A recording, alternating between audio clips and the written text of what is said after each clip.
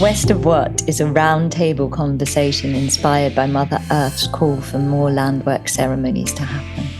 This is a podcast where spirituality lands into politics, history, culture, and more because land is where we all meet. We want to know how we can come into greater connection with the land and each other, and how we can all move forward with integrity. We believe the answers and solutions will come from many voices, from the truths that happen inside of our togetherness. So welcome everybody. Welcome, and pass over to Kahreela to make our introduction. And I'm so excited because our guest today is a very special guest. Adrian, also known as Ekbalu, the amazing DJ, is going to be the co-host and presenter of West of What. So, Ekbalu, aka Adrian. How are you? I'm very good, thank you. Good to finally be here. Thank you for coming on the show. And I think the life force has spoken. Can you tell us about the name Ekbalu? Yes, it's a very good segue, isn't it? So my birth name was Adrian, obviously. And in 2015, I was given a star name, and that star name is Ekbalu, which is a direct translation to Star Child. And I got that from Solara Unra, who I believe you know as well. And that's a name I've tried to embody as much as I can, but in Australia, when you try to use a name like that with an Australian accent, you get some funny looks. So I've used it as a stage name with a lot of questions around it, and I use that in my healings as well when I do it. But when I live in the Matrix, I refer to myself as Adrian still. And how did you feel when you got given a star child name? So at first it was really exciting. I went on a retreat and I was hoping and sort of feeling at the same time that I might be getting a name because it comes when I guess the time is right. And it was coming through and there was an announcement that there was going to be a naming ceremony and it was for me. And I was super excited. I'm like, yeah, boy, here we go. What's it going to be? And then the name came out and I paused for a bit and I'm like, oh, that's going to be a tough one to sell in Australia. But once I sort of, got over that part and felt into it, it was really nice. It was, I got a bit of an explanation about where it came from as well, the star system and the star beings. And for me, it sort of, it sort of put everything into alignment for me. And it really felt like it was that next step to step into my power. And things really did start to escalate after that. I'd never really done healings before that, was more delving into the world of spirituality. And after that, everything sort of clicked and then, really started going down my path. Because names have life force energy. Mm. Oh, yeah, absolutely. And okay, so I always think that and Fiona, I know that this is not so much your world, but it's very much my world, the higher self name, spiritual name. The thing is it's done quite a lot these days. And I always feel that the people that work with both, so work with the given name and then work with their star name, really get to feel the difference between the energy of those names. So really get to feel like what is the frequency and the life force and the charge of Adrian versus what is the life force and the frequency and the charge of Ekbalu. And I'm just wondering if you can say anything about that. Yeah, absolutely. I think that actually sums me up perfectly. I mean, I am known as a bit of a chameleon, and it's my ability to, I guess, adapt to different environments. And, it'll surprise a lot of people and a lot of my friends and customers and things like that, that I do sort of delve deeply into this world and vice versa as well.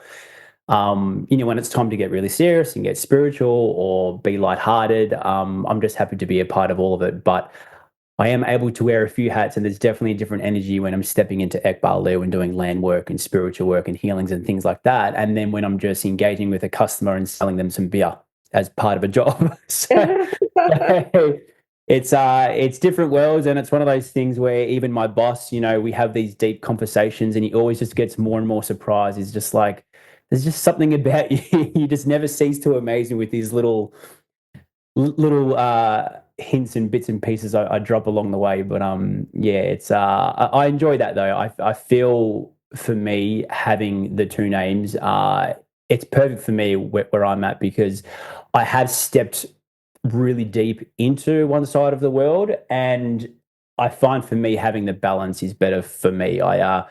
I still like to have fun and really have the human experience as well. And I think sometimes in the spiritual world, we do forget that we are here to have those human experiences and to have fun and to smile and have joy. So, yeah, I like to be the bridge between two worlds.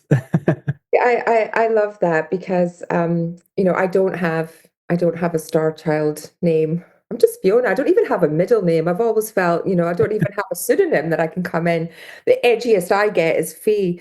So maybe that is my alter ego.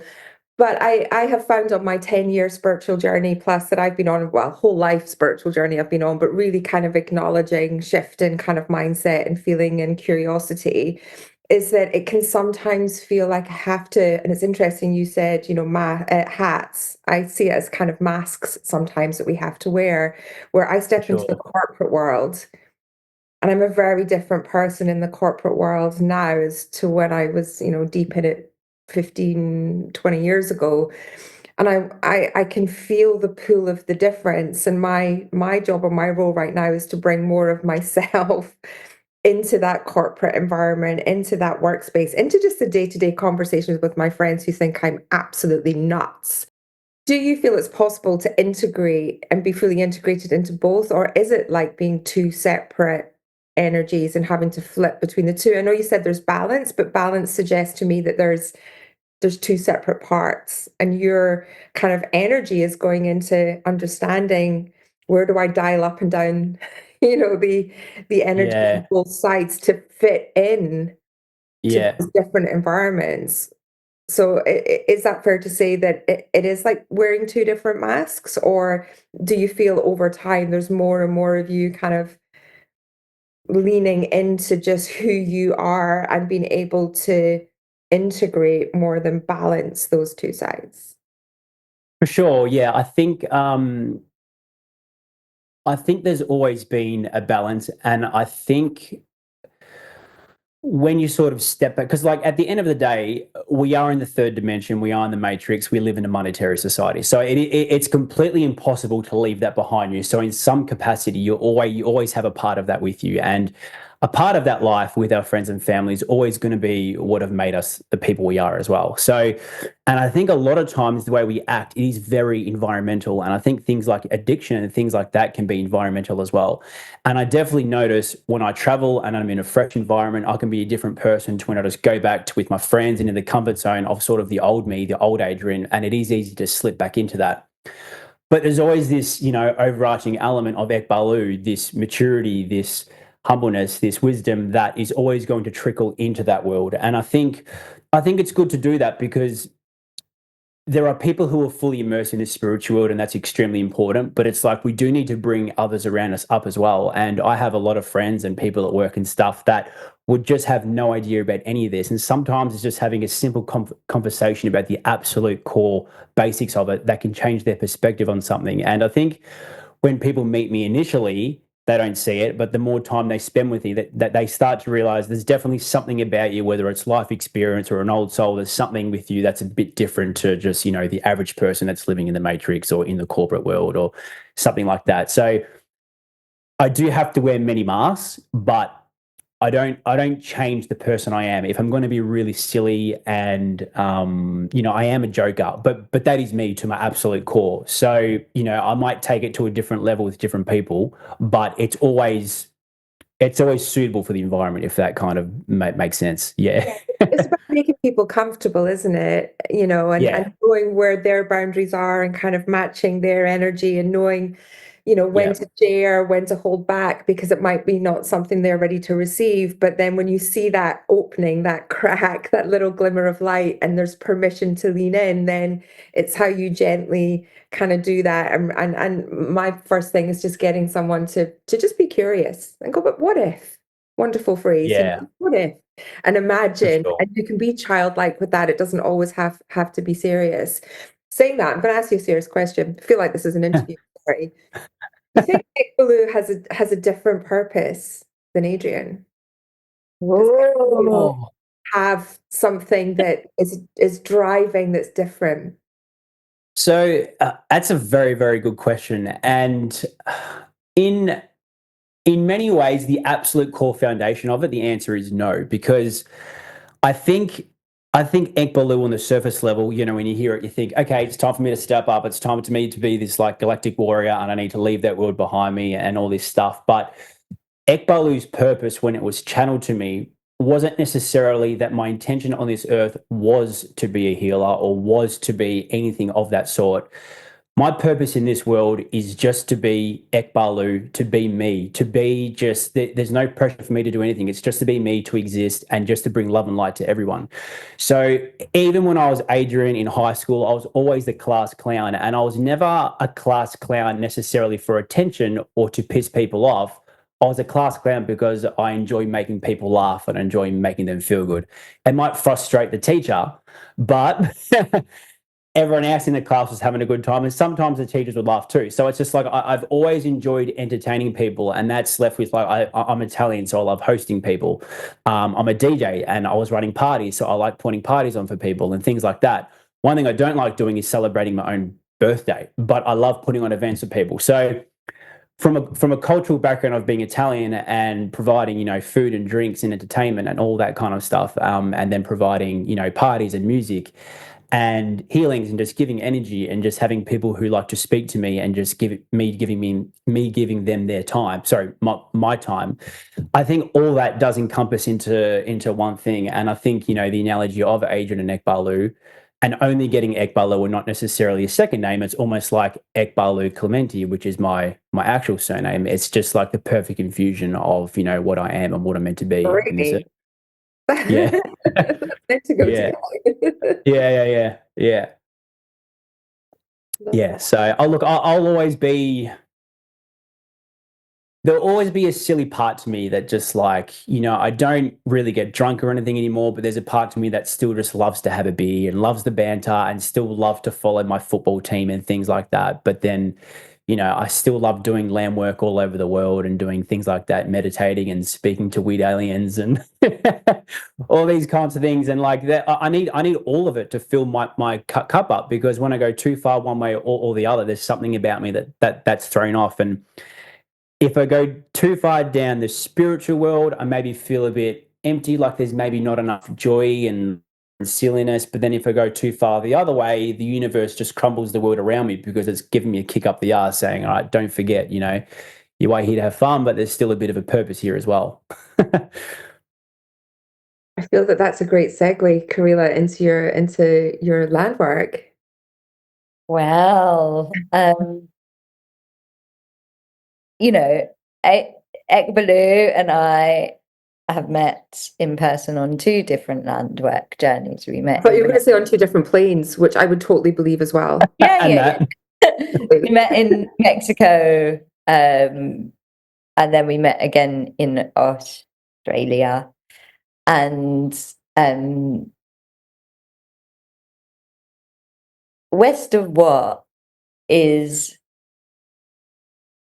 basically land work is about to become, according to spirit, another big thing in spirituality, the same way cacao did and ayahuasca did. And, like there's these waves that like catch the imagination of,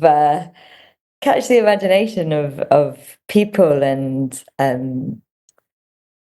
inspire them. And apparently, according to spirit, land work is the next big, big wave. And so, one of the things that has been guided to me is that I need to speak more about land work. And as soon as I heard that, I like totally freaked out because I was like, I get it. Like, I know you guys think I'm all like out there and happy chatting about aliens and everything like that, which I am. Which we love you for, yes. But speaking about land work is a huge topic because it ruffles feathers, like there's so many different opinions on rights to land and rights to ceremony and whose land is it anyway. Do you see what I mean?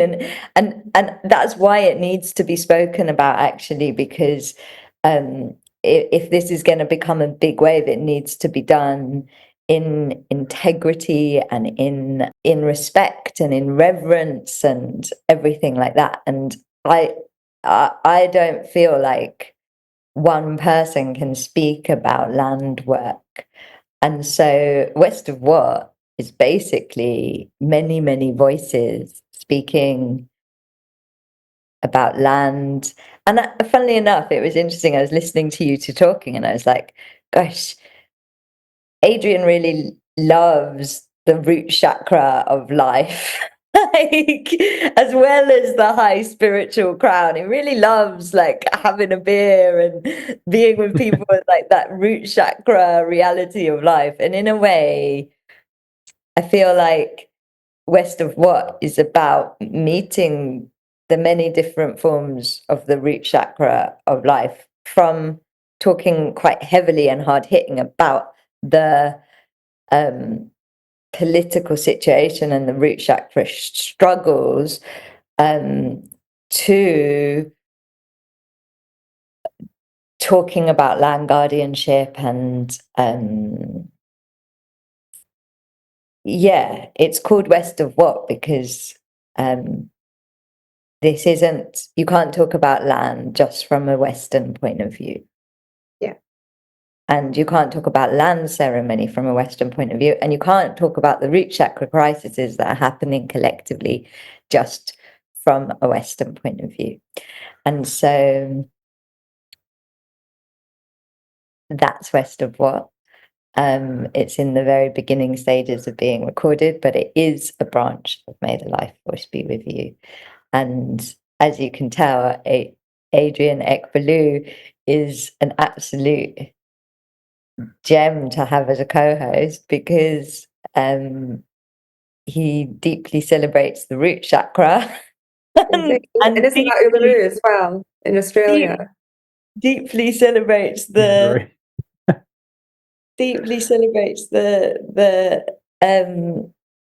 energetic realms and worlds that land work is that combination between the root and the ethereal, for sure. It's a dance between the two. So I'm going to ask you, Blue, so I'm going to say that from now on. Do you think it's interesting when Kahreela was saying that? Do you think it's land work now because we are in a time of crisis of the land? Do you feel like the land is calling us for this work as much as we're being called to it? There's kind of a duality pull between those two things because land is in crisis because of what people have done to it and vice versa. People are migrating because we've taken from the land too much. So is there kind of a push and pull as to why you think land work is rising up as a movement, if you want to call it that, or tell me what you would call it? Why now? I think, being an Australian, it's a very important time now. And I think me and Kahreela really felt this when we were in Uluru last year. And just compared to other places we've been to, because as you said, we've been to Mexico, and we've been to Egypt and we've been to sacred sites all over the world, albeit at different times. But you could really feel it in Australia and we see it almost every day. It's this real segregation between the indigenous and more or less white people, because we're just constantly labeled as people who the settlers, we came here, we stole their land, and reality is none of us actually were a part of that. And we're getting put in a box as if it's our fault, but we want to work together to heal each other, to heal the land. And it is important now because they need to allow us into them, into their communities, into their land to help. And there's a big block there. And that's something that we need to break down. And I can see what Kahreela is saying, because when you see a white girl who is potentially traveling around, which is a privilege, it's very easy for someone of that culture to think, well, what would you know? You're just an entitled white person. You know what I mean? So there's definitely those stereotypes that we have to break down. But I've seen Kahreela do her work, and some other people, and their intention is as pure as everyone else. Yet they can get some looks and be judged as if, like, what are you doing? You're disrespecting our land. And it's just not true. And they're not feeling into their hearts to actually see what's going on there. They're just using their mind, their ego mind, and they're judging. And there was a lot of that in Uluru, and Uluru is such a powerful place. And there's a lot of work around there specifically that has to be done. And there is a shift that's going on now. I think some people are being tired of constantly being welcomed to their own country and feeling unwelcome in their own country. But all we want to do is just get along together. And yeah, at the same time, there is, West of What is very much about asking, listening, hearing the other side of, I'm very aware that as people with immense privilege and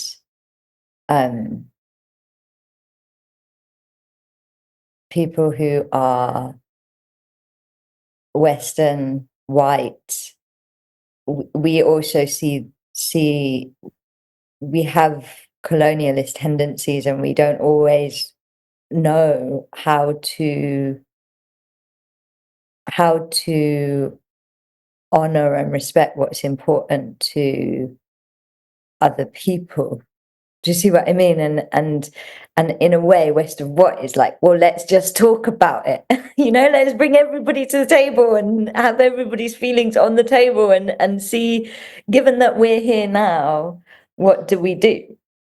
Like, given that our ancestors got us to this place, it's not really about going back into the past as much as it's like, okay, how do we come back into ceremony together? How do we become custodians of this earth in her absolute important ascension moment? How do we doula together? Because we need to do it together. And we need to learn from each other and listen to each other, and be the change.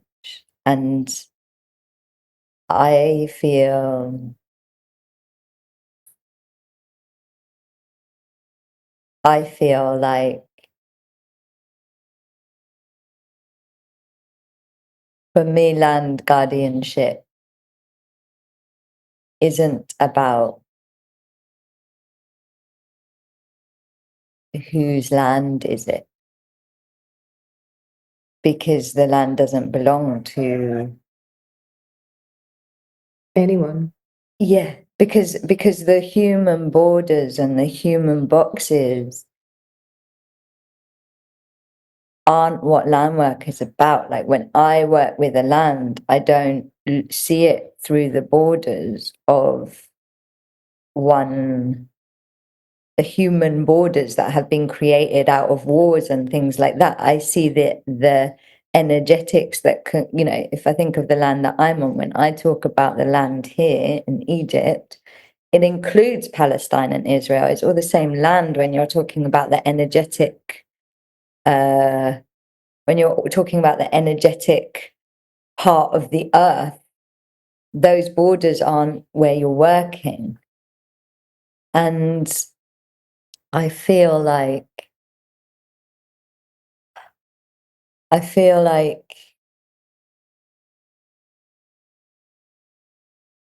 land work in its highest form, or its most integrity, is about letting the goddess lead, letting Mother Earth lead. And if you're doing what she's telling you to do, then of course you're in the right place at the right time. You know, if you're listening, then it doesn't matter what you know. You're just working for the goddess, and all of us, regardless of our skin, regardless of our history, regardless of our culture, regardless of our heritage, have the ability and the birthright to listen and be led by the Great Mother. And in my opinion, the great mess of our leadership that is going on collectively is because the leader is meant to be Mother Earth, and the West coming back into learning how to listen to the land is one of the medicines for all of the pain and problems and unfairness that has happened and is happening. It feels so. It's really interesting when you're saying this. You know, you're kind of blowing my mind a little bit. Uh, you know, ego and ownership feels like the words that kind of come up when you say that. But also, and forgive me if I'm jumping 3 steps ahead here, but what I hear when you say that is that the indigenous, you know, people of all the different kind of parts of these sacred areas of the world, any part, are thoughtful custodians. They're Yeah. people that understand what that part of the world needs to nourish, to be supportive to people, everybody that sets foot on it, but they don't own it either. There is no ownership. And that's a big statement when, you know, you think of Australia and the huge changes just in the last 20 years around you know, appreciation and celebration of Indigenous culture and population there. That's almost saying let's blow that up as well. Sorry, that's a really wrong phrase, but it's breaking down the barriers of what that means to own. It's so thoughtful custodianship is where my head's going rather than ownership. And as far as I'm aware, everybody that is truly listening and is a true custodian and guardian, they always celebrate a land worker coming that's in alignment and listening too. You That was know, my next question, whether you guys are welcomed with open arms or seen as being part of a resistance to that and change. it depends.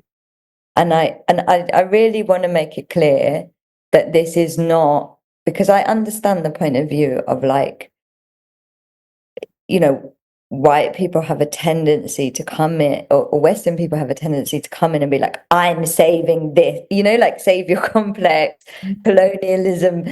Like, I'm just going to march in and not respect the traditions and not ask permission and not, you know, that isn't listening. If you're doing that, that's what Indigenous cultures have a problem with, because you're not coming, like you say, Fiona. It's like, in this, there's so much ego, and when there's problems, it's on both sides. Because, and you know, the guardians that have a problem with people coming in and disrupting the energy because they're not listening, because they don't know what they're doing, like, of course they have a right to be angry about that, and of course they have a right to want to protect against it, and they are guardians. But if you are truly listening, truly of service, truly following the goddess, all guardians of all nations and lands will see that and will give you passage, because we're all working for the same captain. You know. And it was interesting, last night I was doing a live, and the guides were channeling about the warrior energy, and the energy of the soul warrior, which, you know, the soul warrior in a way is a guardian of the integrity of the soul. And they were saying that the wounded warrior is the guardian of the wounded warrior is the guardian of the wound, not the integrity of the soul. You know, if you're wounded, if you're injured, your entire system is protecting that injury so it can heal.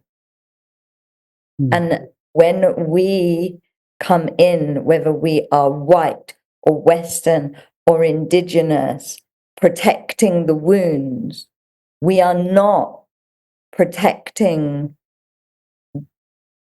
the beauty of the earth, which is about togetherness, right? We're not protecting the integrity of the soul of the earth. And that doesn't mean to say that these wounds shouldn't be talked about. They're going to be talked about in West of War. They're going to be brought up. Like, West of War is not me and Ekbalu being like, we know what's best because we're land workers. It is us listening and inviting as many voices as possible to the conversation, so that we can all learn from each other, so that the voice of the land is many voices, because that's what the goddess would want. Yeah, a lot of it is about breaking down stereotypes from the other side as well, because you can go to the Middle East and have a beautiful experience with beautiful people and a beautiful culture, but if you listen to some of the news or the media or the politics at times, it's very easy for someone who has no idea about the situation to judge it, which isn't fair on that culture and those people. And I've had experiences in Indigenous cultures where they celebrate their teachings and they want to teach you because they want to spread the message, because they understand that the Western world is sick and it does need these teachings so that we can all grow together. And I've had an experience where I was in the Masai Mara and I was in one of the villages, and it meant a lot to them if I bought their clothes, because they wanted me to represent their clothes in Australia. And I paid them money, and they were so happy and so grateful that I was happy to show interest into their culture and to want to buy their clothes. And then when I wore their clothes in Australia, I was getting attacked by a lot of white people saying it's cultural appropriation. You're not allowed to do that. And I was like, you have no idea about my story and how I got this and how happy it would make the people that I'm wearing it. But you're judging me and assuming that I'm being insensitive and racist. So it like there's such a disconnect between all of it, and it all just comes down to communication. So I think what's really good about this type of topic is that it's about listening and hearing, so that we can all come together as well and heal. It's so true what you say there about cultural appropriation and the great outrage of people that are not informed and do not have any connection to or Yeah. experience directly that you've just explained. I feel like we see that everywhere, and it's the sense of needing to come to people's defense when they haven't asked for it, without an understanding of what truly is important to those cultures, and it's almost a sense of righteousness that I feel the West of what might help us understand and address and kind of reset and listen and hear those stories from the other perspective, which are not reported. They're not the voice that we hear first and foremost. So I'm very much looking forward to being able to hear who you speak to and raising the awareness of that other side of the conversation. And I have to say that Ekbalu is very brave, because he's about to do this as the straight white male. Yeah. Australian as The well, straight with an Western Italian white Yeah. Australian male. Yeah. I'm everything that's wrong with society. But Mm. the straight white male has to be part of this conversation. Absolutely. Yeah, I mean, it's part of breaking down the stereotype as well, isn't it? It's all part of it. Yeah. Well, we can't ask everybody to come together and then exclude. Yeah. We determine not worthy of that conversation. Just think about Yeah. it. It's complete insanity.